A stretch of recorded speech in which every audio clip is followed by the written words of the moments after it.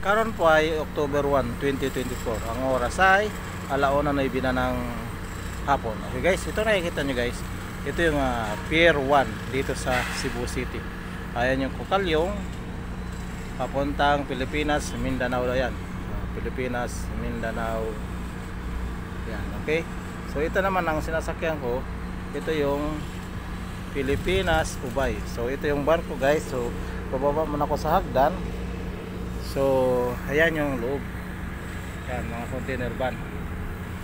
Yan. Okay. So bababa muna ako guys.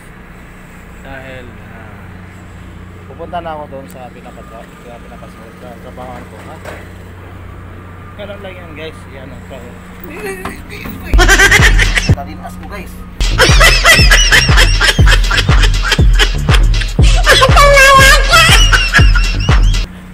Yan.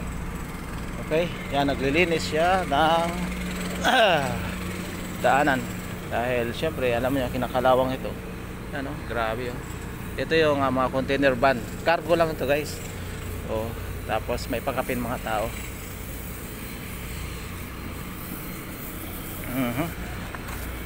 Yan ang Pilipinas Iligan. Kukalyong pa rin yan. Okay, salamat sa inyong panonood. Bye bye. Uy, nagkano mga batilya.